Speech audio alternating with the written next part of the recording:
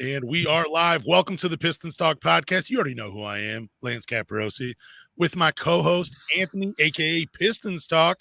And we were just talking about Cade Cunningham's surprise birthday party thrown by Scuba Steve, a.k.a. Sada Baby.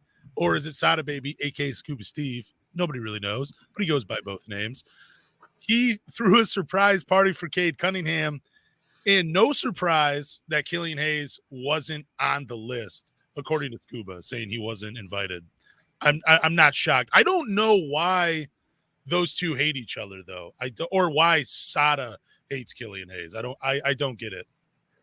I think I remember reading on Twitter a couple of months ago because people have been asking like what's your beef with Killian? Why do you hate Killian? His main thing is like when he sees Killian play, he doesn't really see him like fight, more like defend himself, I guess. Yeah, I guess that's his like biggest beef with Killian is he doesn't stick up for himself and he kind of sees it as softness, I guess. But I mean, I don't think that's a reason to hate on somebody, but I think he hates on him too because offensively when you watch him and he just can't go right, it's frustrating to watch as a Piston fan sometimes. So you think Sada's beef with Killian is strictly just on because of the way he plays basketball? Yeah.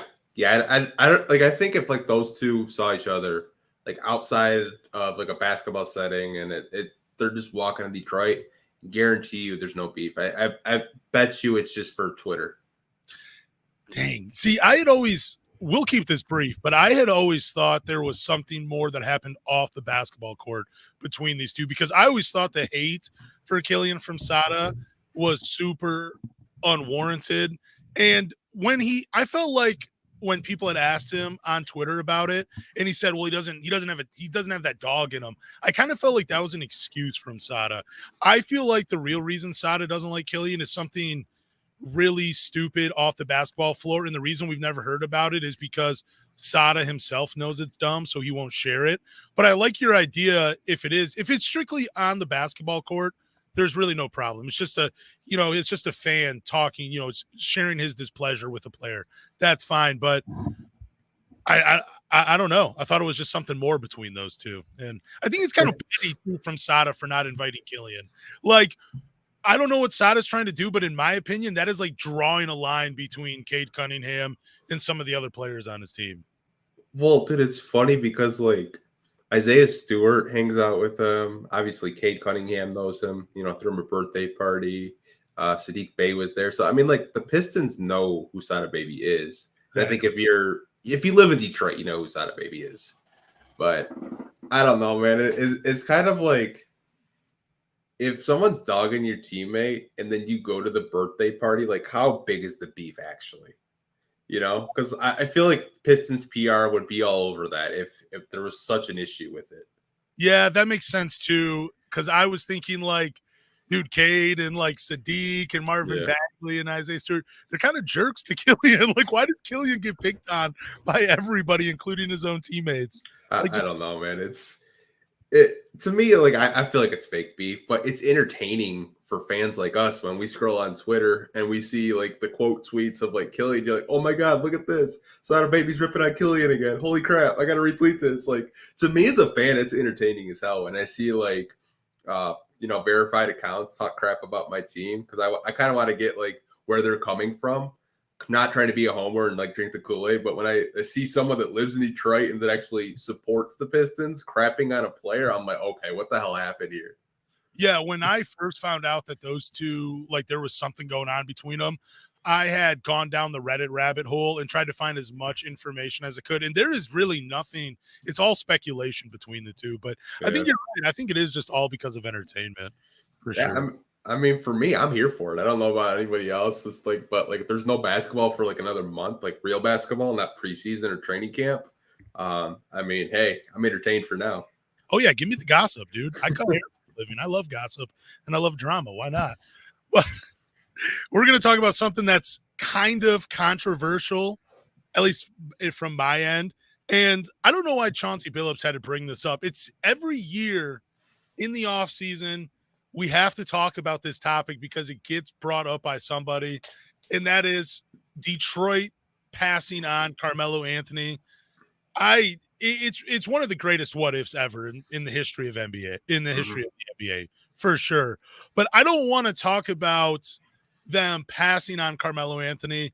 I kind of want to bring up this because I actually got to talk to Ben Wallace about this. I don't know if I've ever mentioned, but I got to interview him one time. So we did bring up this topic, and he had said that if the Pistons had drafted Carmelo Anthony, the NBA would have never gave them Rasheed Wallace for Bob Shura and Lindsey Hunter and whoever else was in there.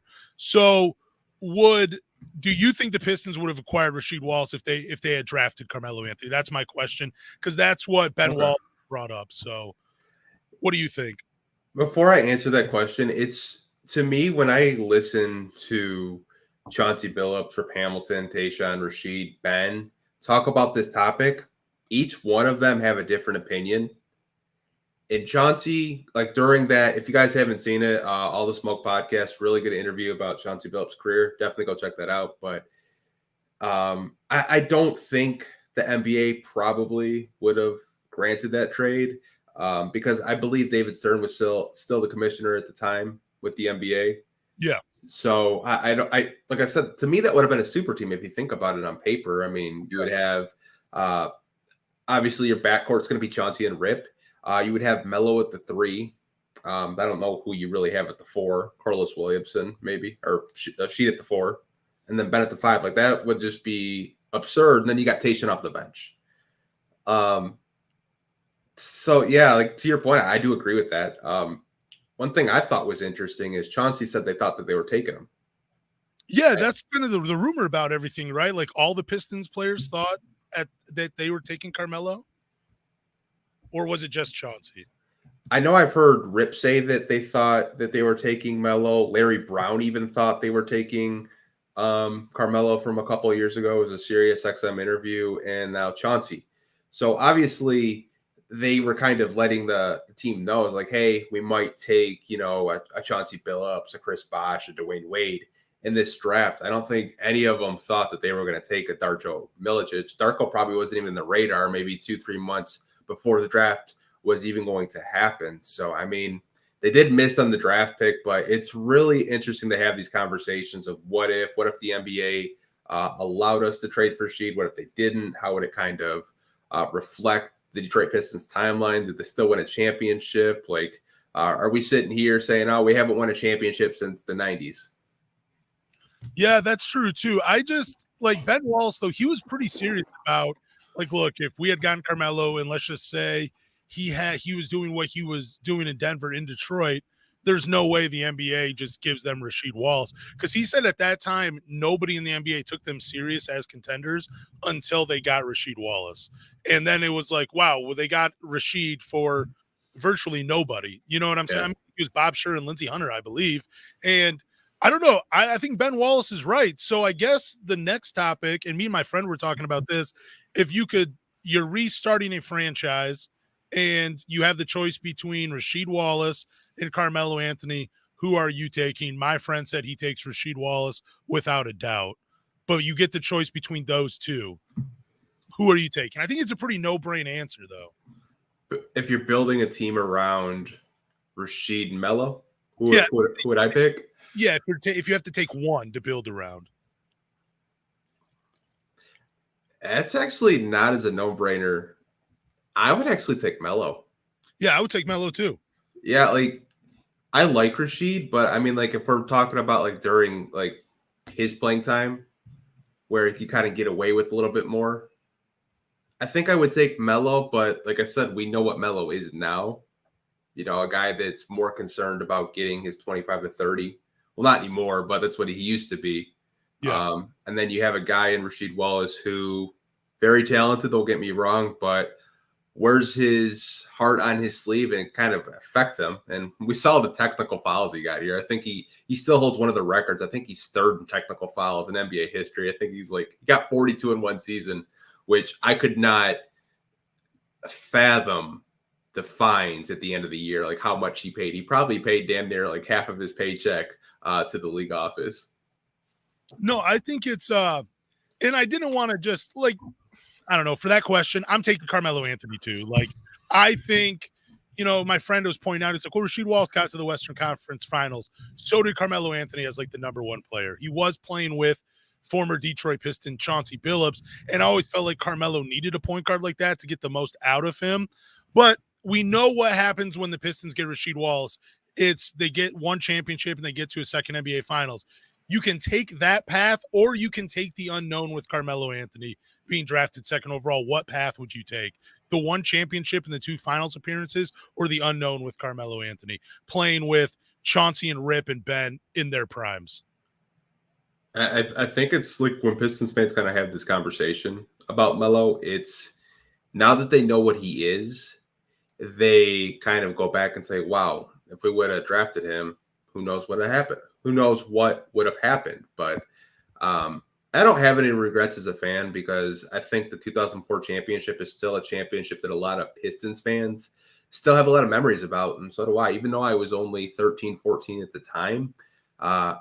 So many people, even the casual fans, love the Pistons. I mean, you saw Pistons jerseys everywhere. I mean, you'd go out, you'd see a Ben Wallace jersey, and even if you know it was from Walmart, I mean, you're still you don't care. Like, they supported the team. So I'm happy with the championship in 04. I mean, obviously we know who Melo is as a player now, but I kind of hate having these conversations like, well, what if we would have drafted him? It's like, dude, we won a championship. Let's move on. So you're taking the path already known, the one championship in the two finals appearances. Yeah, because like I think I know this is really stupid, but I know I watched a YouTube video of they kind of simmed it in 2K, and the Pistons won like 3 chips with Carmelo.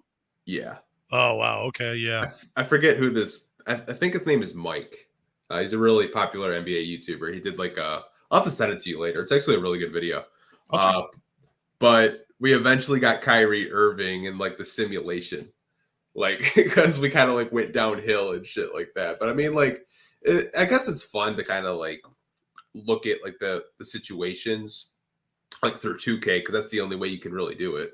Well, I just think like teams got it wrong with Carmelo. You had the superstar scorer, but you needed that leader at the point guard position, like a Chauncey, like a Jason Kidd. Those two, I believe, got the most out of Carmelo Anthony and were able to put him in the best positions for him to be successful.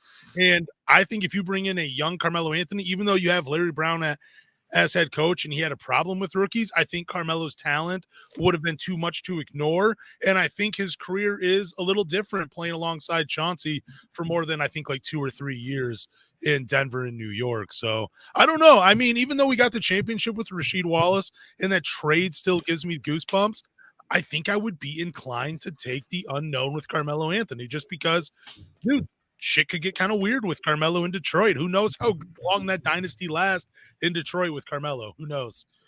Yeah, in that podcast, Chauncey also kind of said like, well, if Carmelo was here in Detroit, when was LeBron James going to take over the league?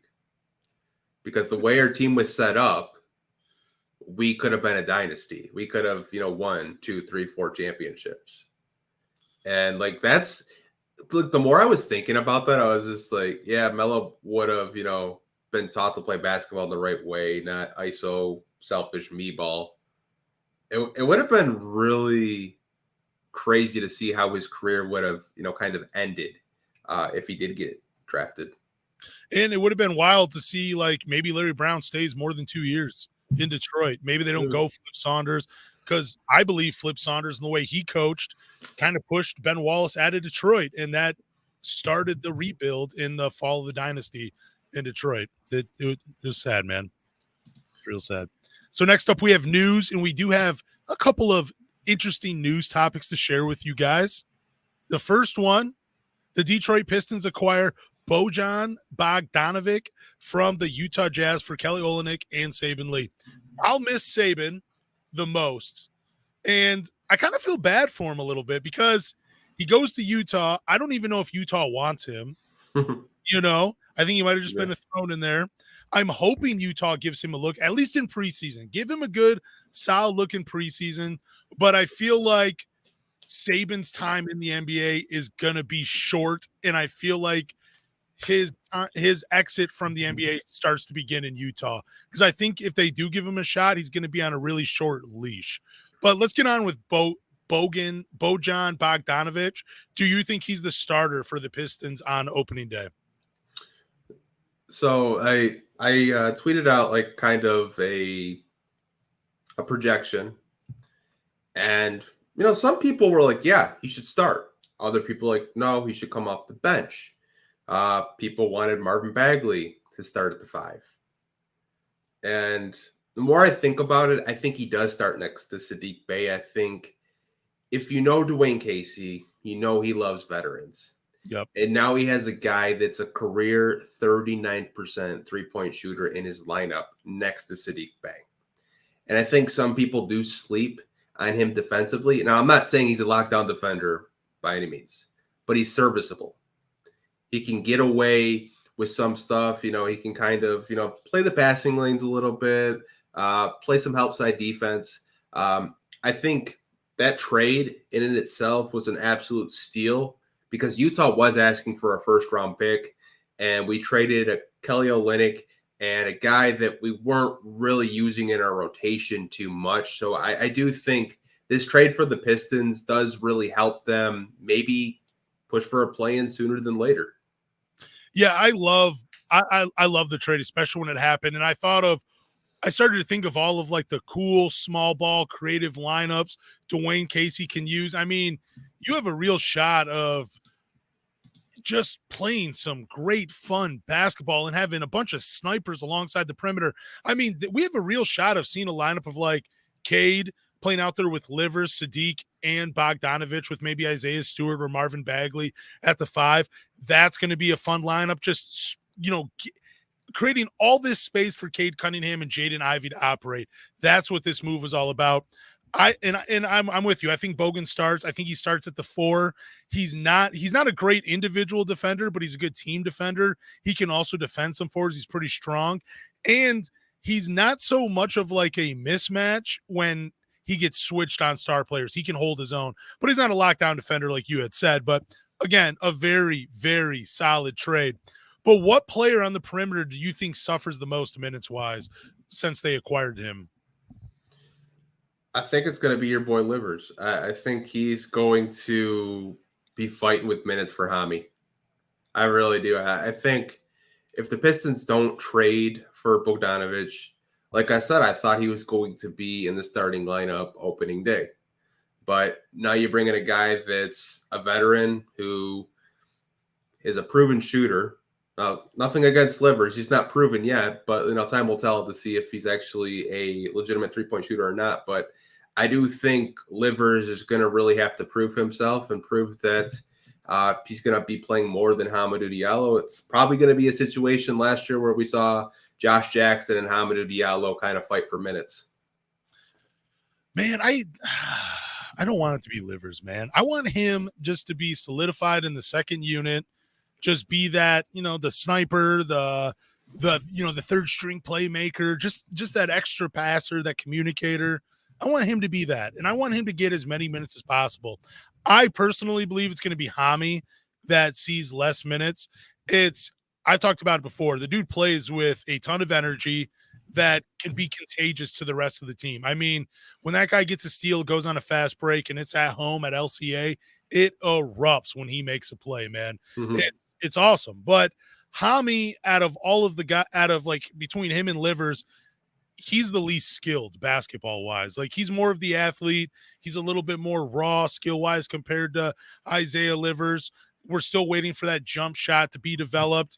I mean, if Hami's not bringing the energy every night, he's kind of a bad basketball player. But if Isaiah Livers, if he's not hitting shots, he can still be an extra ball handler. He can still go out there and defend. He's still going to be a communicator. Like, he's going to bring other things to the basketball floor. So I think it's more Hami who's going to suffer the most with this trade versus Isaiah Livers.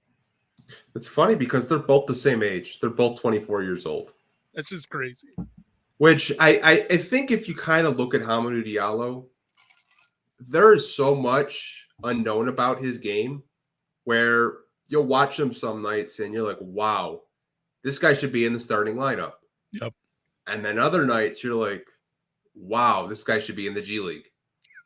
Like there's no in between, and it's just a consistency thing with him. Now, I think he does provide more spark and energy, like you said. He's more of an energy type of player off your bench. Now, Isaiah Livers, if he does turn into a 3-and-D type player, you're absolutely right. There's way more skill set with Isaiah Livers. I just think those two are going to be competing all training camp, all preseason, and we'll see what Dwayne Casey does with his rotations this year. So with Kelly Olynyk being shipped out of Detroit too, do you think this is a move for Detroit in them saying, look, we believe in Isaiah Stewart and you guys should too, that perimeter shooting is the real deal and he's going to bring that into the offseason? Because I thought the Kelly Olynyk trade was really important. I think it says two things. It says Isaiah Stewart is ready to have more of to be a larger contributor offensively. And it says that Jalen Duran is ready to play, and I was wrong about that. So I think that's what that trade says. But are you buying that the Detroit Pistons believe in Isaiah Stewart, what he can bring offensively, or am I just reading too much into the trade? I think it's a little of both. I think that the Pistons do believe in Isaiah Stewart. I think that we kind of saw what he could possibly be in the summer league. Now, we don't expect him to shoot threes like that in the regular season, because I think he maybe missed 4 threes all summer league.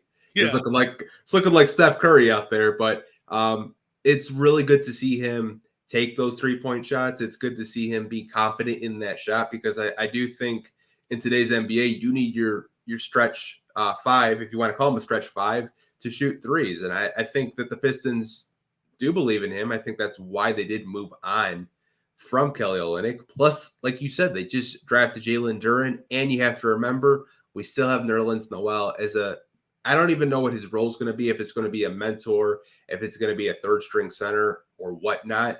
But I do think Isaiah Stewart will probably be your opening day center for the Pistons, and you could either have Marvin Bagley and Jalen Duran on the bench as a backup role for him. Yeah, I think Isaiah Stewart starts too, but I do think that trade, trading Kelly Olynyk is just them saying, like, look, Isaiah Stewart is our guy. We're going with him. We believe in what he can do, and he's about to unlock something offensively we haven't seen yet in the NBA. And I think them trading Kelly Olynyk is them just saying, look, we have all this confidence in you. Go out and do your thing, man. That's what I think they're saying to Isaiah Stewart. At least that's the message I think is being sent.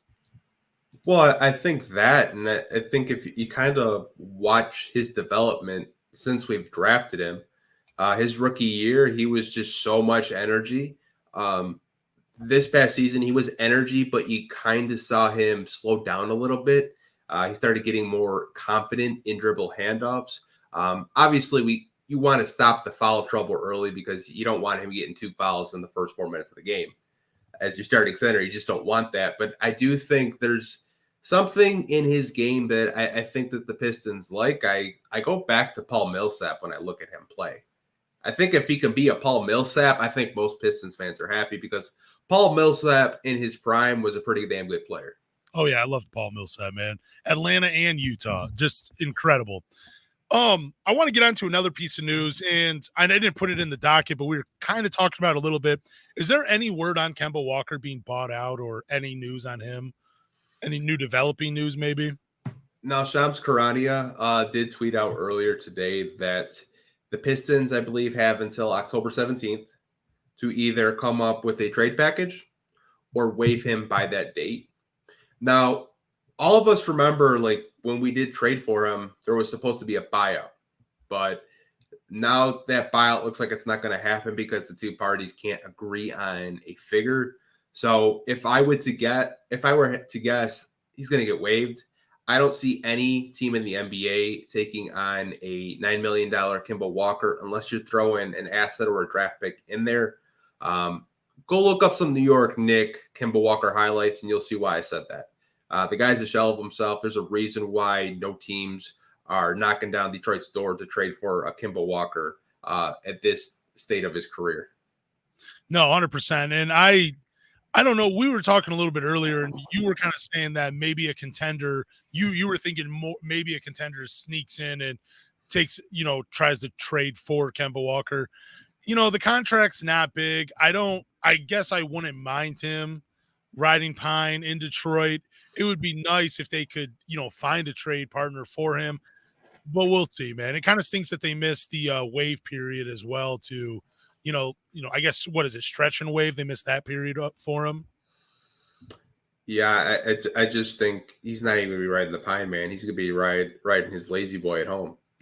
I don't even think you see him in Detroit. I think he just chills until something gets resolved. Yeah, that's probably what it is. We'll see, though. All right, so the NBA holding an expansion draft. What 8 Pistons would you keep in Detroit and save them from the expansion draft? Do we want to come up with our own 8 players, or do you want to just kind of rattle off who we think would be, and then we just come together and make a list? No, this isn't official news. This is just I'll tell you how I came up with this topic so people that are watching live. So I'm watching some Detroit, I think it was a Detroit Bad Boys documentary, and they were talking about Rick Mahorn during the expansion draft, and they lost him. And I'm like, man, there's talk about Seattle possibly coming back.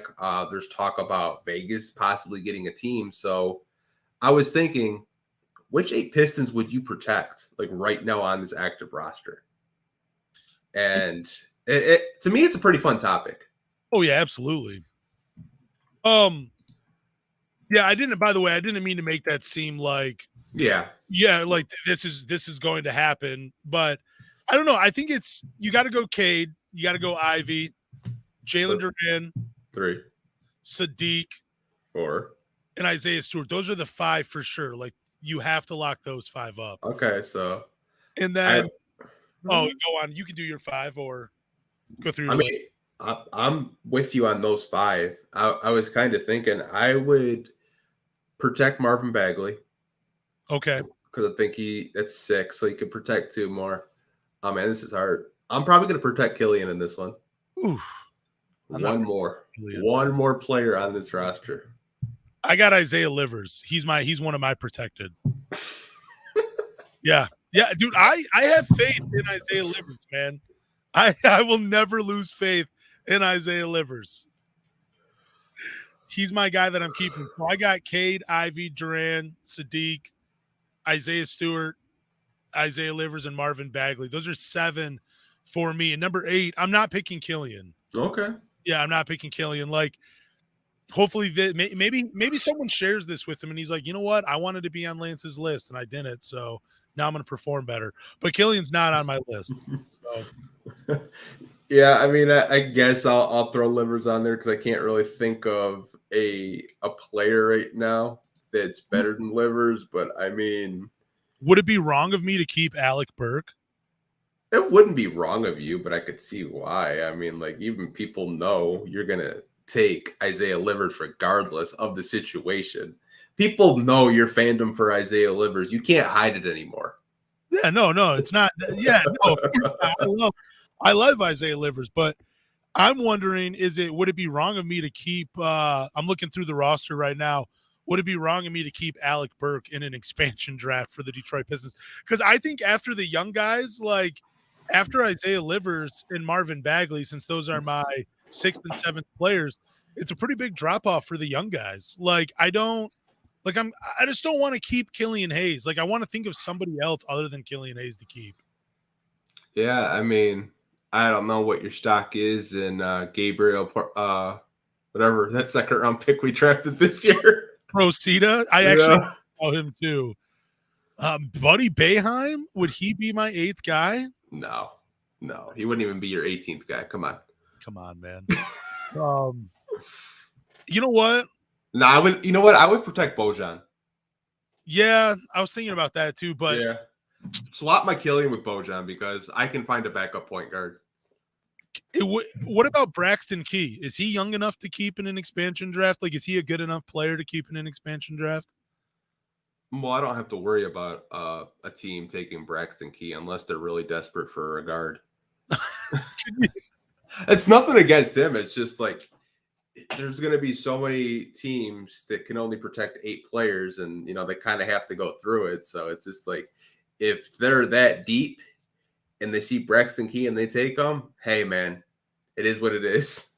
Yeah, I I think I'm with you. I think I'm keeping Bogan, man. I think that's who I'm keeping for the 8th. That makes it's either him or Alec Burke for me. That'd be my 8th that I'm keeping because I don't want to lose either of those guys. Yeah, like I said, I would probably do Bojan just because he's such a good shooter. Like I could live with losing Killian Hayes. Like if it happens, it happens. If it doesn't, it's like, hey. Yeah, and like you look at the other guys, Cade, Ivy, Duran, Sadiq, Stewart, Livers, Marvin Bagley, and you're like, I can't afford to lose these young guys. Like I would be upset if any of these guys became like a promising talent or a promising player in the NBA. But you don't worry about Killian because we've seen enough already where we're like, yeah, it's gonna be pretty tough for him to be that player for another.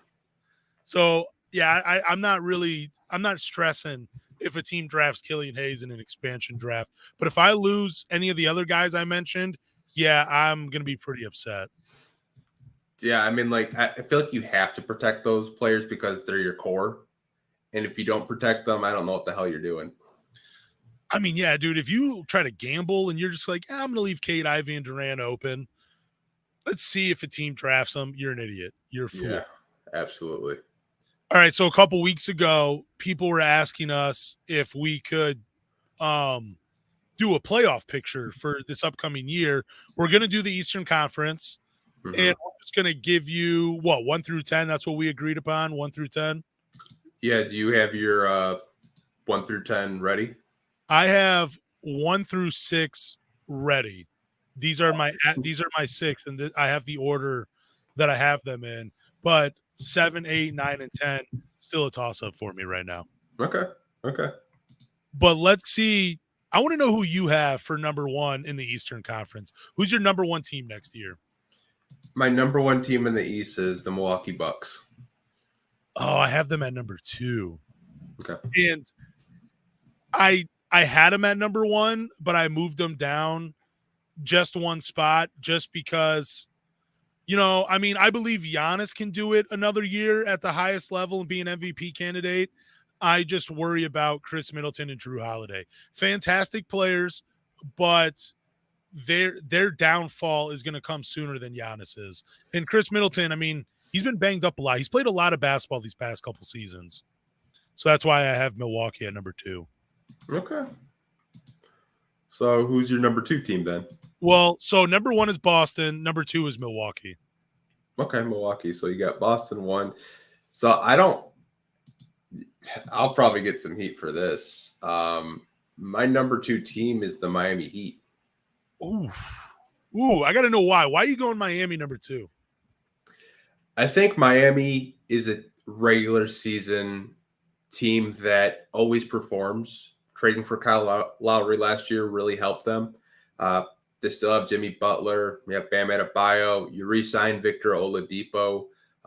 They have a very good bench. Duncan Robinson, Tyler Hero. There's a lot to like with Miami. And it seems like when Miami's healthy and firing on all cylinders, they're a top 3 seed in the Eastern Conference, in my opinion. I like that reasoning. I have Miami. I don't have number. I have them number 4 on my list, but at number 3, I have the Philadelphia 76ers. I figured you got Joel Embiid, probably the second best big man in the NBA, a legit franchise player. You're bringing back James Harden. You have Tobias Harris, and then you have Maxey, hopefully coming up, making a jump into his next season, which I think he can do. So I got Philly at number 3. I have Philly at 3 too. Nice. I think they're just another Eastern Conference team that they have Joel Embiid. You're going to have a full season of James Harden this year. Like you said, Tyrese Maxey is a star. He's a star in the making. I think he was a hell of a draft pick for Philly. I wanted Detroit to draft him, actually, like full context. Like I was a big Maxey guy. But, I think 3, like they're going to be a top 3 seed in the Eastern Conference this year. I just think Joel Embiid is arguably one of the best centers in the NBA. It's either him or Jokic. Like, pick your poison. Like, James Harden is still one of the better shooting guards in the NBA. I mean, we make jokes every time he shows up to training camp and he's 300 pounds, and then like 2 games later he's like 170. Yeah, I still think those two as a combo for a full season is going to be fun to watch. Oh yeah, and I mean, let's not forget that he's a great playmaker. Oh Like yeah, he knows how to set people up. Like even if he can't get to the foul line 13 times a game anymore, he can still provide 18 points, like 9, 10, 11 assists per game. Like oh for sure. he knows how to set people up. So I know you said I know you said you were big on Maxey. Did when the Pistons drafted Brandon Knight, did he kind of deter you away from Kentucky guards because it didn't work out in Detroit, or are you still high on Kentucky guards? Still high in Kentucky guards. I think Brandon Knight, he was still a good player. Don't get me wrong, but I mean, he wasn't like that star that Detroit desperately needed. I still felt like he was a serviceable player, and I feel like the Pistons they were impatient with their rebuild after the Go in the Work crew. And you draft Brandon Knight, you had Greg Monroe, Andre Drummond. Like you were starting to see the rebuild going, and they just kind of pulled the trigger on him, which kind of feel after that DeAndre Jordan dunk. I think most people in Detroit were done with Brandon Knight. Oh man, it's kind of weird now. Like every time there's a Kentucky guard on the board, and I get kind of nervous when Detroit's on there and there's a Kentucky player on the board, especially guard. I'm like, oh, dude, because I loved Brandon Knight. Like I was so high on Brandon Knight. There was this one play he made in transitions. It was a 3-on-2 fast break, and he did this nifty little pass where he threw the defense off. And I'm like, I hope Detroit gets him. That is a point guard right there. I want Brandon Knight in Detroit. And then I was rooting for him. He had a subpar time in Detroit. It was a little disappointing. So I got turned off from Kentucky guards. But we can continue the list. So for number 4 for me, I have the Miami Heat. I agree with you. They are a regular season team. It's just, man, they're relying on Kyle Lowry. He's still solid. Tyler Hero, he's the 6th man. If he's feeling it, you want him on the floor. Jimmy Butler continues to prove the naysayers wrong, and Bam Adebayo is Bam Adebayo. The only thing that I feel like holds Miami back is injuries. Like, I don't know what it is. It just seems like every year they face an injury. But their team is so deep and so loaded that I think them at the 4 seed is just me being cautious with it. Because I even think even if Bam Adebayo or Kyle Lowry, if they go down for an extended period of time, Miami still has enough talent to be a 4th seed team. Now, if they're all healthy, it changes it for me, and I think they could easily be a top 2 team in the Eastern Conference. Yeah, I mean, that was my whole thing for putting them at 2. And to me, I think Eric Spoelstra is one of the best coaches in the NBA. 100%. And he gets so much out of his players. I think it was Max Strus, some no-name guy, freaking just chucking threes like he's Tyler Hero out there. Like they just find these guys off the street in the G League, come in right away, and they contribute. So that's why I'm so high on Miami. I think, top 3, top 4, I think is fair for Miami. Now, my number 4 was the Boston Celtics. Oh, wow. Okay. I think Boston, with this whole Udoka situation going on right now, I still think they'll be a top 4 team. But I do have questions still about Jason Tatum. I still have my questions. I know Jaylen Brown's going to show up. I know that for sure. But Jason Tatum, I mean, you saw him in the NBA Finals. Just seemed like Golden State knew how to attack him. They've been in the playoffs like every year since Jason Tatum has gotten drafted. So I still think they're going to be a top 4 seed in the East. But like I said, I have my question marks about them. I picked them number 1, and I put them number 1 before the Ime Udoka news came out. But I just think you added Malcolm Brogdon. I know they're without Danilo Gallinari for a little bit, but you got Robert Williams. He was an all defensive team player. I don't know if it was this past season or the season before, but he's a great defender. You still have Al Horford. You have Jason Tatum, who is, he's an all-star. He's one of the top 20 players in the NBA when he's on. But you're right. Those questions about him and, if he can get it done in Boston, those are absolutely true. You still have Jaylen Brown as running mate. You got Derek White. He played great. Marcus Smart. Like, this is a very deep and loaded Boston Celtics team. I think having them at number 4 for you, that's a good spot because you're right. There's a lot of distractions for them, going into the season.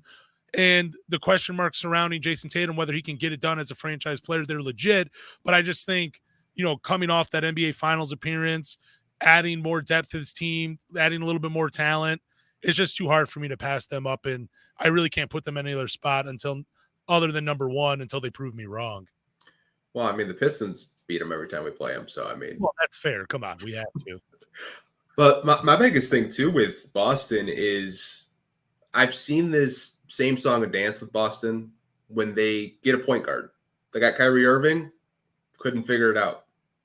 Can they figure it out with Malcolm Brogdon? Can Jason Tatum and Jaylen Brown figure it out with Malcolm Brogdon? Because those two play so much isolation basketball.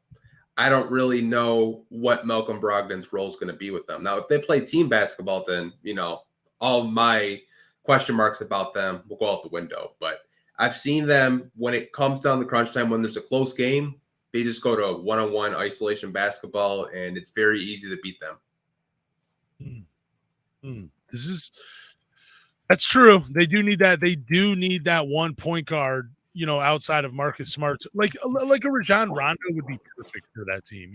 Yeah, you could find that type of guy, like maybe even a Ricky Rubio, just a guy that knows how to, put the ball in the right spots and lead a team. But who do you have at number 5? Number 5, I have the Cleveland Cavaliers. Ooh. I think Donovan Mitchell is really going to help them be a top 5 seed in the Eastern Conference. Love Jared Allen. Love Karis LeVert. I think, like I told you on last podcast or two weeks ago, because we didn't have one last week, I think Jared Allen is the rock of that defense. And you still have Evan Mobley. And you still have Isaac Okoro and Darius Garland. Like, this is a very fun Cleveland Cavaliers basketball team, and I think they will be a top 5 seed, bearing they don't have any injuries.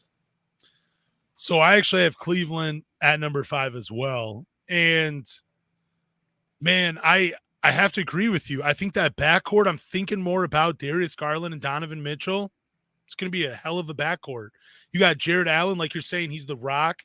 He is that defensive anchor. You got Evan Mobley, the unicorn, can play all over the floor. He can be a defensive nightmare, a matchup nightmare, really. You got Kevin Love coming off the bench. They're getting Ricky Rubio. I believe he'll be back. You got Isaac Okoro. Like, you have a team that from, 1 through the 9-man, like, you're a deep squad. You're a really deep team. And I mean, you're playing in the Eastern Conference. It's a little bit more loaded, but you have an opportunity to bypass a few of these teams. They're young. They got a go-to player in Donovan Mitchell. They have a steady all-star point guard in Darius Garland, and then 2 big men in Evan Mobley and Jared Allen that can hold down the paint. So they have the recipe to be a good team in the Eastern Conference, but that's why I have them at number 5. So what's your 6th team this upcoming season? So my 6th team is going to be the Chicago Bulls. Ooh, okay. Even though Lonzo Ball is probably going to miss a couple months of the season, you still have DeMar DeRozan. You still have Nikola Vucevic. You re-signed Zach LaVine to a contract this year. I still think Chicago is a team that's kind of going to be hovering around 4 to 6 all year. You get Patrick Williams back, which, they really missed him last year. He was a really good defensive, forward coming out of Florida. So I think Chicago can kind of flirt with that 4 to 6 this season. I have the Atlanta Hawks at number 6. Okay. Yeah, I originally had my 5, 6, 7, and 8. I rearranged them earlier today. So I actually had Atlanta at number 8, but then I moved them up 2 spots because, dude, you got Jonte Murray, and then you got Trae Young. We don't know how the backcourt's going to work, but on paper, that's a sexy backcourt, man. Like, you got a lockdown defender in Jonte Murray. He's a strong rebounder. He's a good playmaker. He knows how to get to the rim. And then you got a lights-out outside shooter who's also a great playmaker in Trae Young, who has got this team to the Eastern Conference Finals. Last year was a down year. You're getting another year out of John Collins. He'll be playing really well for him as well. And yeah, I don't know. I think that they're not as deep as the other Eastern Conference teams, but they have weapons offensively where they can hurt you. Like on any given night outside of Trae Young, any number of those guys can step up and have a big game for him. So I think Atlanta, this is the year they figured out, and maybe not figured out in a sense that they're going to go deep in the playoffs, but they kind of have struggled as a regular season team from season to season. Like they've been inconsistent during the regular season. I think this is the year where they kind of figure that out and push those consistency woes outside the window and take over the 6th spot this year. Yeah, I can't be mad at that. I think Atlanta is a very good team. I think trading for DeJounte Murray will mask Trae Young's defensive liabilities, which I absolutely love that trade when it happened. The fact that they got him for what they got him for was an absolute steal, in my opinion, because you have one of the best up-and-coming point guards in the NBA in Trae Young. You still have John Collins, and you still have a lot of fun pieces in Atlanta. So I'm not mad at 6, but I don't have them that high. Who's your 6th team? My 6th team was the Bulls. Yep, you're right. My bad. Who's your 7th team? I have the Toronto Raptors. Nice. Yeah, I think Toronto's a team that obviously you still have Fred VanVleet. You got Gary Trent Jr., Rookie of the Year, Scotty Barnes. They're just a really well-sounded basketball team. I think, 5 to 7 range is probably where they'll be all season. I think they're going to get back to the playoffs and, competing and, winning series again. I know, after they won the championship with Kawhi, they kind of had a down year, but I do think they did address some needs in the offseason to kind of help them get back to that playoff picture. I actually have them at number 7 as well, too. I just like the makeup of this team. They can really, out of a lot of the teams that we've picked ahead of them, they probably, the one thing they lack is size. Like they don't have a lot of height on their team. They have a lot of decent athletes. They have guys that are explosive scorers, guys that can hurt you from the outside, like Van Vliet, Gary Trent Jr., Scotty Barnes. He's just a Swiss Army knife. You can put him anywhere. Yeah, I love Toronto at number 7. I originally had them at number 5, but then I thought, that might be too high for them. Like, I mean, they got Pascal Siakam, because I was thinking, like, man, they really do need like a franchise player, a guy that can just take over games. I'm like, oh yeah, Pascal, he can kind of sort of do that. So they're fine in that regard. I just think the lack of like a true franchise player, even though I just mentioned Pascal Siakam, that hurts them. And that's what's going to keep them from reaching top 5, top 4, top 3 in the Eastern Conference. I think they can get there. I think Scotty Barnes just needs more time. And I think a tandem of Pascal and Scotty Barnes is just, if you're a team offensively, you're probably like, fuck. Like when you see that, because like defensively, man, like they're so hard to get by. And it's just like, I like as a Piston fan, even though I hate Raptors fans, like I respect the hell out of their team. Like Nick Nurse is a hell of a coach. Fred VanVleet can get you buckets. I love Gary Trent Jr. I am the biggest Gary Trent Jr. stan you will ever meet. Love him. In America, the biggest one. Who's your 8th seed? The Brooklyn Nets. Ooh, nice. Okay. Yeah. Who do you have? Oh, I got Chicago Bulls at number 8. Ooh, okay. Where'd you have Brooklyn at? I have Brooklyn at number 9. Oh, okay. Yeah. So with Brooklyn, I like I said, I have question marks with them. I don't question Kevin Durant. It's Kyrie Irving I have my question marks about. Yeah. And Ben Simmons too. It's like, it kind of feels like disrespectful to have them that low, but you can understand why we have them that low. We don't question Kevin Durant, but if you're relying on Kevin Durant to get you 40, 45 a night, and you don't know whether Kyrie Irving is going to play, whether NBA is going to pull the COVID thing again, if Ben Simmons is going to shoot a 3-point shot, or he's just going to, pass every shot that's not outside of 10 feet. Like, this is a team that you're probably going to see on ESPN every day questioning, will this affect Kevin Durant's legacy of why they're an 8th, 9th seed? Like, I don't question KD. It's just Kyrie and Ben Simmons I have my questions about. Yeah, I question them because I personally loved the trio of James Harden, Kyrie Irving, and Kevin Durant. I was hoping they would make it work because I thought James Harden was like the perfect playmaking piece between Kyrie and Kevin Durant. He was going to be that glue guy, knowing how to control the pace of the game, setting everybody up, being like a true point guard like they need. And you're right. I don't worry about KD. I worry about Kyrie. I worry about if he's going to be there 100, like, if he's going to give it his 100%, like, cause he's a damn good basketball player. Oh, And yeah. it's a shame when he's distracted with other things, when he can't give you his best. And then Ben Simmons, he's a very talented playmaker. He can bring it offensively and defensively, still lacks the shooting, but where's his head at? Like, is he going to be mentally ready to play 82 games of an NBA season in every arena that they go to, including Brooklyn? There's people that are going to question your effort and boo the living hell out of you when you go and play. And can he handle that? That's the other thing. So that's why I have them at number 9. But I want to get back to my 8. It's Chicago. And really, I have them at number 8. Like, they're a very talented offensive team. DeRozan, Levine, Kobe White, Vucevic, Lonzo Ball, you could even throw in there, Alex Caruso. They have all these guys that can score the ball. They can do everything else, but they're not that good of a defensive team. So I have them at 8. I know that they were way better last year. They suffered with some injuries. The problem is they have to outscore. I mean, obviously in the game of basketball, you have to outscore your opponent, but it's easier to outscore your opponent when you can actually get some stops. In Chicago, for me, they're not going to get enough stops next year to be a high-seeded team in the playoffs. Do you think Lonzo Ball's injury kind of had you all the way down at 8 with them? No, I think even if he was going to start the season healthy, I might move them as high as 6, but I just think defensively, like, they just rely on, DeMar DeRozan putting up big points, Zach LaVine putting up big points, Vucevic doing his thing.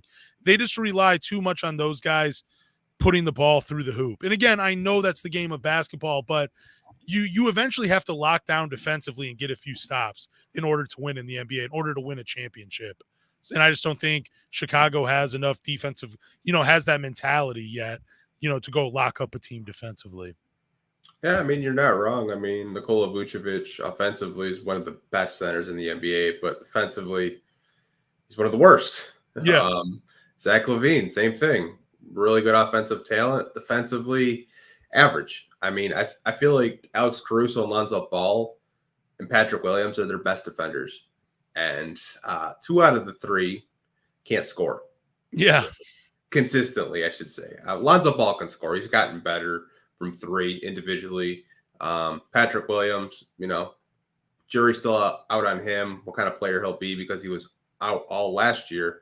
And we already know what, Alex Caruso is going to do. Like, Alex Caruso is just the ultimate glue guy for that team. But like I said, I'm not really mad at that with Chicago being that low. I just think DeMar DeRozan will kind of keep them around that 6 seed.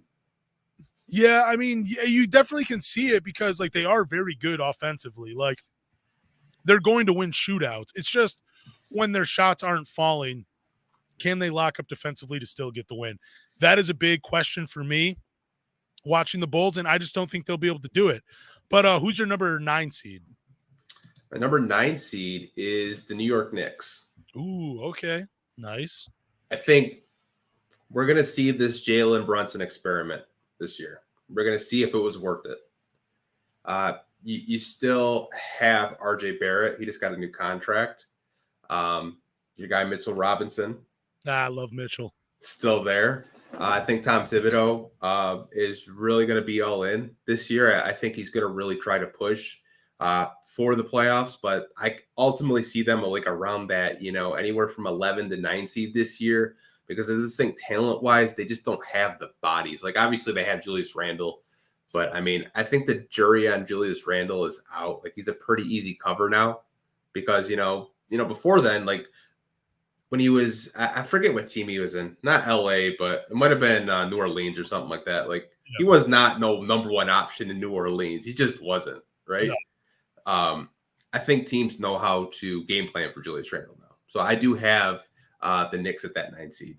See, I have New York at number 12. Like, they're a fun team for me, like because they got Mitchell Robinson. I do like RJ Barrett, Julius Randle. I mean, he's a legit 20-10 guy. It's just none of those guys are franchise players, man. Like none of those guys are the guy you can just give the ball to and say, dude, go give me a bucket when I need it. Like that's why I'm out on the New York Knicks. And dude, you got Brunson playing point guard. You got RJ Barrett, who's very talented offensively. You got Julius Randle. You got three guys that aren't known to play, to play good defense. They're more shot makers than they are defensive players, and I think that is going to hurt them as well. And nobody's scared of New York anymore, man. That's why I got them at number 12. But we'll see. I mean, I wouldn't be surprised if they got to the 9th seed. I'll just say that, but I have them at 12. I feel like my 9th seed, I went between 3 teams, and that was Charlotte, Washington, and New York. And I felt like Charlotte, to me, there's a lot of drama with LaMelo Ball right now. And now Charlotte gets back Steve Clifford. And I don't know how that tandem's going to work out. I really don't. Washington, they have some fun pieces, but I mean, you have Bradley Beal, Kristaps Porzingis. They're not really a lockdown defensive team. I think the Knicks, to me, out of those 3 teams that I just named, I think have the best shot to be at that 9th seed. So where do you have Charlotte on your list? Like, do they crack your top 10? No, they don't. Ooh, okay. They crack my top 10. They're number 10 for me. Who's your number 10? The Detroit Pistons.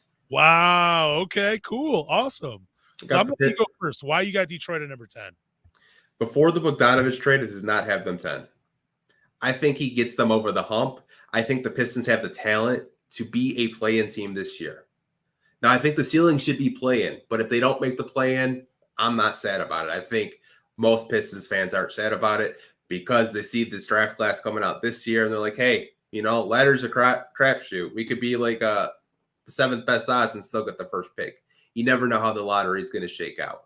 But I do think the Pistons have the talent with Cade Cunningham. You get Jaden Ivey. We know what Sadiq Bey is. Your boy Livers. Like, this is such a fun, exciting basketball team. And this is probably the most youthful basketball team in probably my 30 years of fandom that I'm actually excited for. I'm actually excited for a preseason game. And I can't say that. I can't remember the last time I was excited for a preseason game. So I have Detroit at number 11. I have Charlotte at number 10. And for me, for Charlotte, like I know you were talking about, kind of the drama surrounding LaMelo Ball. I just think this is the year that he takes another leap as an offensive player, but also as a playmaker. Like you're going to see less flash and just smarter decisions and putting his guys in best positions to score. And I think Book Knight takes another leap, coming into the season. Okay. I know they're playing without Miles Bridges, but I don't know. There's something about Charlotte where I'm not going to rule them out from being in the play-in. And then Detroit, it's just, I have them at number 11. I want to put them higher, but just looking at the list, I mean, like, do we really I kind of want to say they could be up to anywhere from an 11 seed to a 9 seed, but are they really better than the Brooklyn Nets if I were to put them there? Like if I put Detroit at number 9, I mean, is that really possible? Are they really better than Brooklyn and Charlotte right now?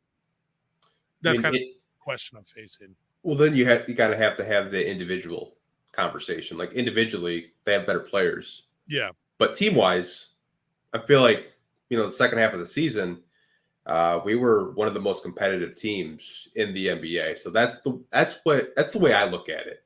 Now, I like Cade Cunningham. Obviously, he's our star player. I think the Detroit Pistons are a better basketball team than the Charlotte Hornets right now. I think they have more talent. You don't know what's going to happen with Miles Bridges. He's probably not going to be playing in the NBA this year. True. So that's a 20-point score that Charlotte doesn't have this year. If you're going to rely on LaMelo Ball and Terry Rozier to try to make your 10 seed, I don't know, man. Like, it would not surprise me if we see a full rebuild in Charlotte this year. Yeah, it's funny because, like, now that you're saying it out loud, you're right. Like, I'm looking at the roster. You don't have Miles Bridges. I mean, you do have Gordon Hayward, right? Like, he's still on the team. So does he step up? Does he become that almost 20-point scorer and fill the place for Miles Bridges? Does Kelly Oubre do it? I don't know. And yeah, that's funny. You're right. Like, relying on Terry Rozier and LaMelo Ball as your backcourt and asking those two to get it done and get you to the 10th seed, it almost seems like an impossible task. But I can't walk myself off it yet. Like, I put them in at number 10, so I'm going to leave them at number 10. But you raise a lot of interesting questions, because even though I do think LaMelo takes another step, it is funny to think like LaMelo and Terry Rozier, not known for their defense, just known for being scorers, I guess, or being offensive players. Can they get it done in Charlotte with Steve Clifford as their head coach? So, yeah, it's a tall order. I mean, like, Charlotte didn't even play James Bouknight last year. And I don't know if Steve Clifford's going to play James Bouknight. Like, he was phenomenal at UConn. Like, he was a guy that, if the Pistons did fall in that draft and they didn't get Cade, he was a guy that I was looking at. Like, honestly, like, if they actually give him some playing time, who knows? Like, maybe that could kind of solve their backcourt woes, but I don't trust Gordon Hayward for more than 35 games this year. He's just so injury prone. To me, he's Blake Griffin. He's literally Blake Griffin. He's overpaid. He's a guy that Charlotte looks to trade every offseason. They were even willing to throw one of their first-round draft picks just to get off of his contract. So it kind of tells you all you need to know about how Charlotte feels about Gordon Hayward as a player. Man, maybe I'm thinking too much. Maybe I should move Charlotte down. Maybe they are more of a mess than I'm giving them credit for. They're a dumpster fire. They are pretty bad. Like, I'm just listening to you and I'm like, damn, dude, I put him at 10, and maybe that's too high for him. Maybe that is. And they drafted the wrong center. They drafted Mark Williams instead of Jalen Duren. I mean, like, oh God, I don't even want to think about that. That is so funny too. Like, you're thinking about it. It's Michael Jordan, the greatest of all time, doesn't know how to run a team. It's just amazing. Like, I really do hope it works out for Mark Williams, but holy crap, I can't believe Detroit got the right guy. I can't believe it. It's unbelievable.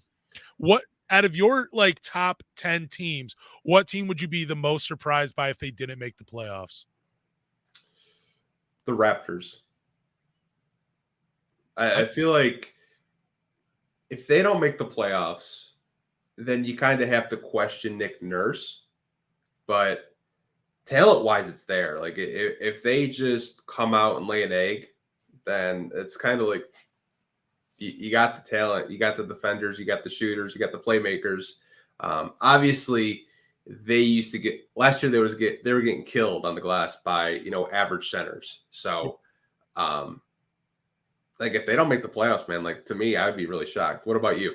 Atlanta Hawks. I was thinking about that. Like, you got Jonte Murray, Trae Young, Collins. You got, I believe you still have Clint Capella. Like, you got DeAndre. You got Hunter. You got the other Bogdanovic. Like, you got some players in Atlanta. And if they can't figure it out this year and they miss the playoffs, you got to question Trae Young if he's a franchise player or not in Atlanta. You really do. Yeah, so if you guys are watching live on YouTube, make sure that you like the video and make sure you are subscribed to us on Spotify. That's the Pistons Talk Podcast. Funny comment that we got. It says, on paper, even Orlando has a better roster than Charlotte, LaMelo Ball aside.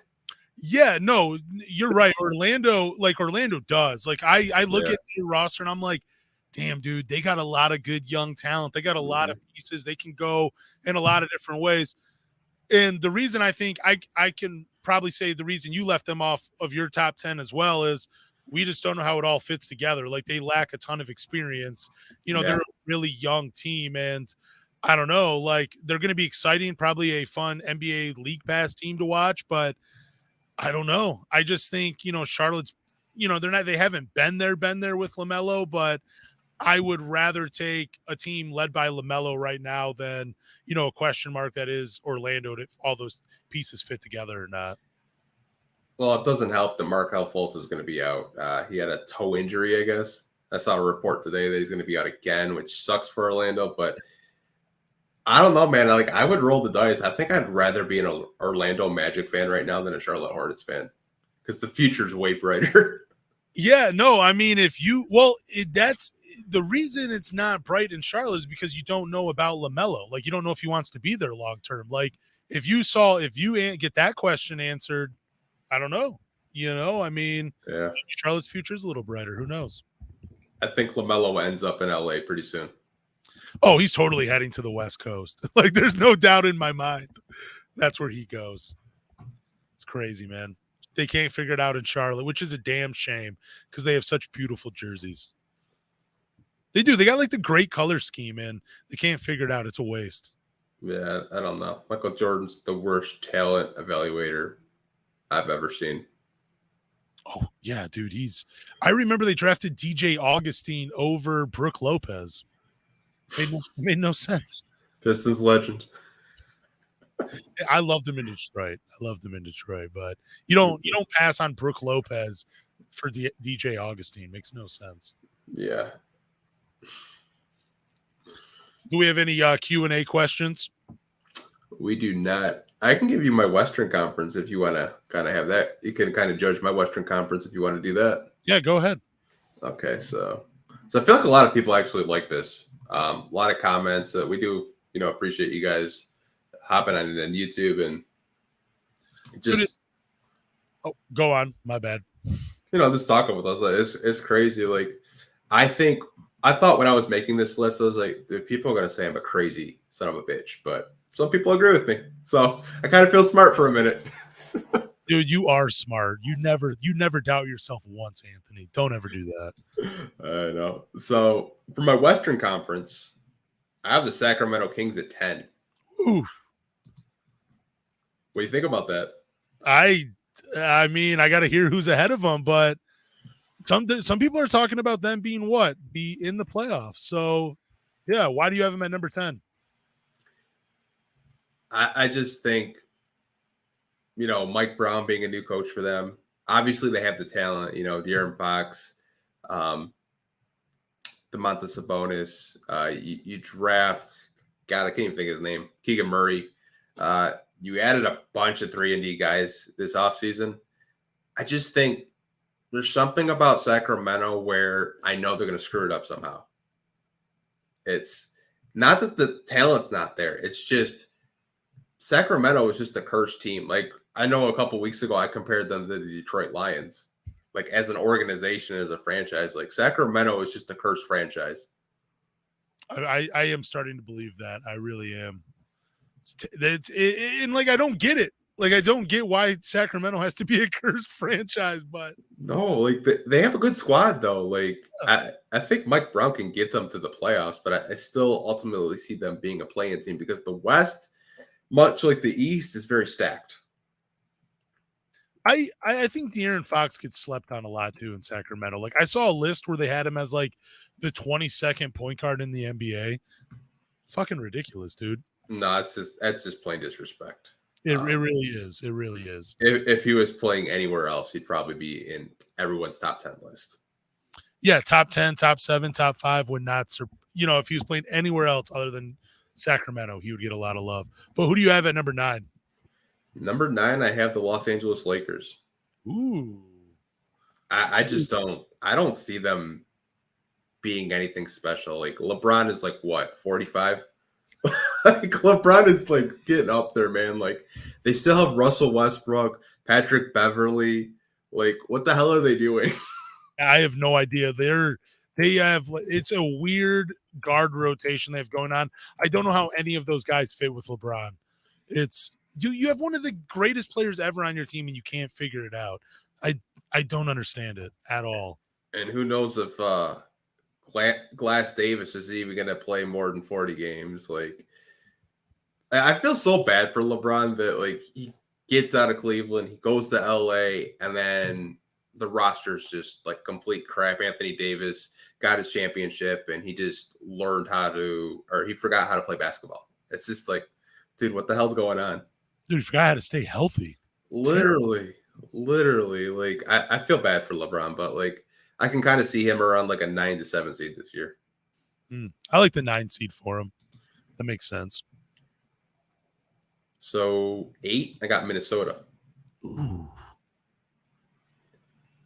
I still think they're, even though they did get Rudy Gobert and they have Anthony Edwards, I think eight's kind of like respectable for them because they were a 7 seed last year with Patrick Beverley, who, they did, trade to, I believe, Utah for in that Rudy Gobert deal. But I think him and Cat, they're going to have to figure it out. I don't even know how that's going to work, man. That's just such a weird tandem. Anthony Edwards, Rudy Gobert, and Karl Anthony Towns. Yeah, and I think at some point, one of those two is going to come off the bench for Minnesota.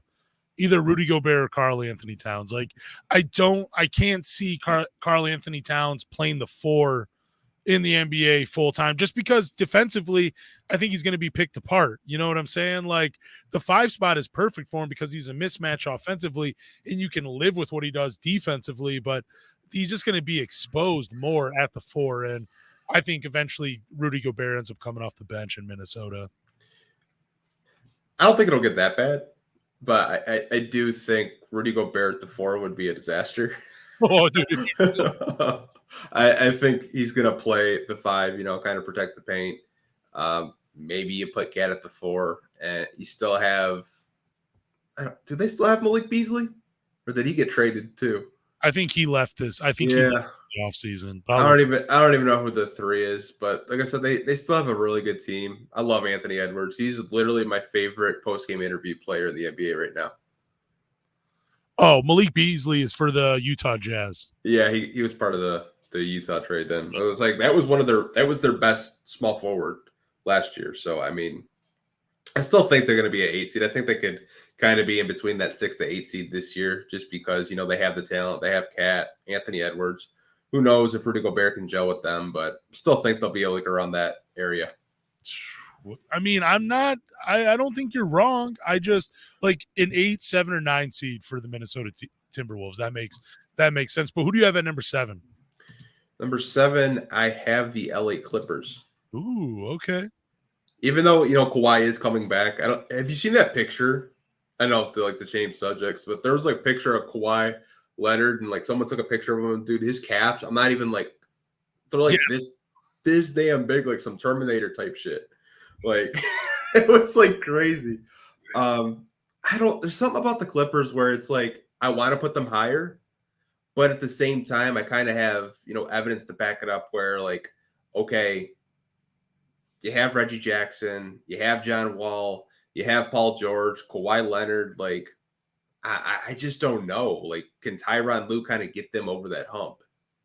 Yeah, I don't know if it's going to work out for Kawhi Leonard and Paul George. Like, it's weird that they invested on the perimeter when most championships, we don't really see a lot of paint play, but most championships have a great big man. I don't know why that is the way it is, but most championships do. And it never really seems to work when your 2 best players are on the perimeter. Now, obviously, there are some examples of it working that way, but I just don't think Kawhi Leonard and Paul George give you enough, which is kind of funny to say on a nightly basis, for them to be one of the top 4 teams in the Western Conference.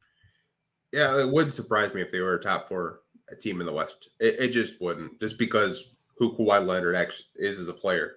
Like, he's a phenomenal player. It's just I question Tyronn Lue at times. Like, I think he's a good basketball coach, but I mean, you don't really have a solid.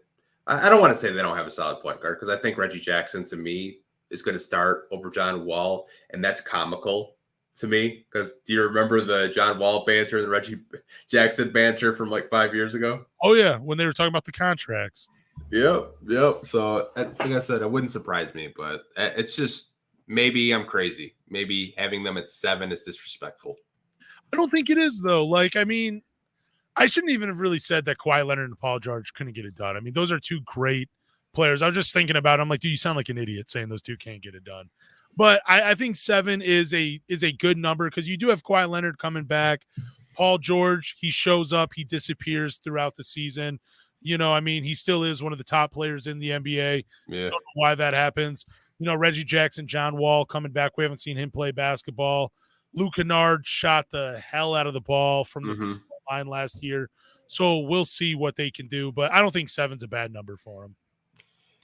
Yeah, I mean, like I said, my sixth team is Portland. Ooh, okay. Ooh.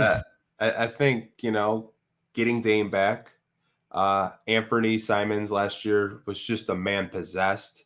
I think it made it really easy for them to trade CJ McCollum once they saw how good of a player he was. I still have a lot of faith in this year Little, even though a lot of people don't. They have Jeremy Grant now, which I think is really going to help them a lot. Yusuf Nurkic. I just really like that team. And I think Chauncey is really going to get them playing team basketball this year. It's not going to be, so much isolation basketball. I think he's going to get them playing right.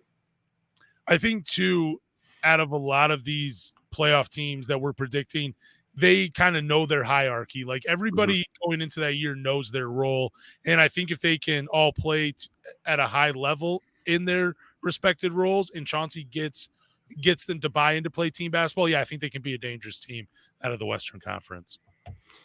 Yeah, he was on that All the Smoke podcast. He was really excited that they got Jeremy Grant. He was just like, he can guard 1 through 4. He's like, that's something what we were really missing last year. We didn't really have a lockdown defender. So, I mean, happy for Jeremy and happy for, Portland. But like I said, to me, they're still a top 6 seed. I mean, you have to with Damian Lillard on that team. Oh, 100%. So my number 5 team is Dallas. Okay. Interesting. I think they'll be anywhere from 3 to 5 this year. I think, you got Luka Doncic. Got Christian Wood this year, which I think is going to be – he's probably going to have a career year with Luka Doncic.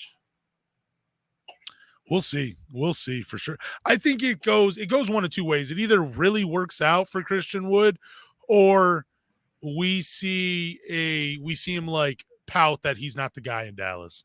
Because I think Christian Wood very much wants to be the guy for an NBA team. I think he does, but I think Dallas' biggest thing is they really haven't had a guy like Christian Wood. Like they had Dwight Powell, obviously, and they've had some kind of like second round centers, but they haven't really had a guy that's that bouncy that can catch lobs, stretch the floor. So I think a tandem of Luka and Christian Wood this year is going to be really dangerous. And obviously they still have, Tim Hardaway Jr. and guys like that too, where they're probably going to be anywhere from 3 to 5 this year. No, and I mean, like on paper, Christian Wood and Luka Doncic makes a ton of sense. Like that's a perfect video game scenario for those two to be on the same team. For sure. Number 4, I got the defending champions, Golden State. Ooh, wow, man! I'm curious to see who you have in at number 3, 2, and 1. He'll be shocked. Yeah. It's not. This is no disrespect towards Golden State. I just think Golden State is the type of organization and franchise where they don't really care if they're a 1 through 8 seed. I think 4 is fine for them. I could see them being anywhere from like a 2 to 5 seed all year. You finally get Steph and Clay back. You still got Draymond, but they did lose a lot of key pieces to that championship team. They lost Gary Payton, Kevon Looney. I mean, 2 big bench pieces that really helped them win the championship this year. Wow, I missed the news that they lost Kevon Looney, man. Wow, that's sad. Damn. I love Kevon Looney, man. Yeah. Dude, but you're right. Like, I'm just kind of surprised that you have them at number 4. And, just because they are the Warriors, like, they've been so good for so long. Like, it almost seems like a slap in the Warriors' face to have them at number 4. But you're right. They did lose a lot of pieces. They are getting older, and now they're going to have to rely on, Moses Moody, Jonathan Kuminga, Jordan Poole. They're all going to have larger roles going forward because Steph, because Clay, because Draymond are all getting older. Who's your number 3? Absolutely. Number 3 is Memphis. Oh, okay. I think Memphis is a team that is going to be dominant in the West. You still have John Morant, Jaren Jackson, Dylan Brooks. I still think they have their core in place, and I just think Taylor Jenkins is probably one of my favorite up-and-coming NBA coaches. He's just a really good coach, and I think he just puts them in a position to win every game. Yeah, and I like them. They have all the pieces, all the ingredients to the recipe to be a really good and dangerous team. You got the star playmaking point guard. You got Jaren Jackson Jr. You got Steven Adams. You got guys that can play off of John Morant, Desmond Bain. Yeah. Speaking of the guard that knocked out Gary Payne, Dylan Brooks. You got him as well. Like, they got a lot of pieces. Like, as long as John Morant stays healthy, they're going to be a very dangerous team this year. 3, that's a great spot for them, I believe. So number 2, I'm probably going to get the most pushback from it, but I have the Denver Nuggets. Wow. Oh my gosh. Is this because they're getting Jamal Murray and Michael Porter Jr. back? Yes, I think people, I don't want to say they forget, but Jamal Murray is a bad motherfucker. Yes, he is, dude. Like, Jamal Murray, like, I remember when they were in the bubble with Utah, him and Donovan Mitchell were going at it. I'm like, dude, like, they just need one more piece, and they trade for Aaron Gordon. Yep. And they have Michael Porter Jr. and Nikola Jokic had them at a 6 seed. Dude, they had them at a 6 seed last year. Like, now all of those guys are going to be healthy together. I think Denver's going to be anywhere from a 2 to 4, if they're healthy. And it's crazy because, like, Jamal Murray, Aaron Gordon, Michael Porter, and Jokic haven't played together. Those 3 haven't played together at all? No, because Jamal Murray was injured all last year. Okay. I think once they play together, it's just going to be a really dynamic offense. Yeah, because I think the biggest thing Denver missed last year or lacked was a guy outside of Nikola Jokic that could just go get a bucket. And that's Jamal Murray. He can create his own shot. He can just go out there and he can go hit shots. Like, that's what Jamal Murray does. He's an assassin on the basketball court. They needed that. They missed it. Yeah, 2 seed might be a little high for me, but if you had put them at like 4 to 3, I would not have given you any pushback at all. 2, I'm giving you a little pushback, just a little. Yeah, I knew it would. It's just I'm just really high in Denver. I have been. I feel like they're so close to winning a championship. They're so close. Man, I'm curious to who you have number 1. I cannot think of who you'd have at number 1 right now. Phoenix. Oh, wow. Okay. Wow. Okay. I'm curious about this. Why Phoenix at number 1?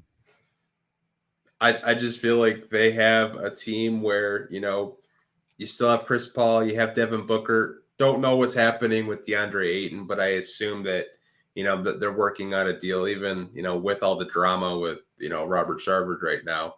I still feel like they have a very good basketball team. I love Mikal Bridges. Monty Williams is one of my favorite coaches. I think he can definitely get this team to be a top 3 seed in the Western Conference. And, sky's the limit for the team. Like, I do think that, their goal is championship. I think they were really close when they did play the Lakers, but I don't know, man. Why the fuck did I say the Lakers? I'm sorry, the Bucks.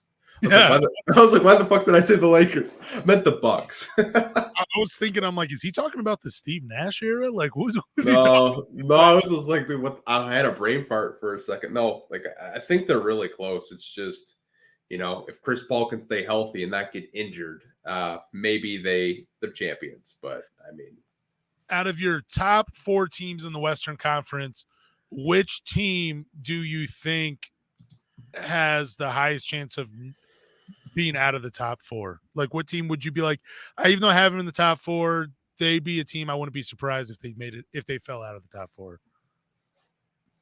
Might have sounded like an idiot when I asked that question, but so idea. Out of Golden State, Memphis, Denver, and Phoenix, I would probably have to say Denver, even though I have them at 2, which is like kind of a hot take, but I don't know. I still feel like Denver's a playoff team regardless. Now, my final question to you is the championship, is the championship won by a Western Conference team or an Eastern Conference team this year? Eastern Conference team. Ooh, okay. I'm with you on that. I think it comes down to the Eastern Conference as well. Yeah, Detroit Pistons. No, I do think that either Boston or Milwaukee may be playing in the championship this year. Okay. If it's Milwaukee, they're winning it. Oh, for sure. No doubt. Man, I'm exhausted. Same. I'm glad we got through that, though, and I'm a little disappointed I didn't do the Western Conference, but do it next week. Okay, I'll do it next week. Because we have training camp start. Media's Day is tomorrow, so I don't know if I'm going to that or not. Probably not, but Media Day will be tomorrow. It'll be a bunch of pictures, a bunch of questions. I'm sure the Pistons will just be blowing up your phone all day if you got post notifications on like I do. So same. All right, I think that's a good spot to end the podcast. Do us a favor. Go to Spotify, Google, Apple, or wherever you listen to podcasts. Subscribe to the Pistons Talk Podcast. Drop a comment. Leave a review. Drop a comment. Drop a rating. Wow, I messed that entire thing up. But follow me on Twitter at Lance Caprosi. Follow Anthony at Pistons Talk. After you do that, and after you subscribe to the podcast, do us one more favor and tell the Pistons fans about us. Later, guys.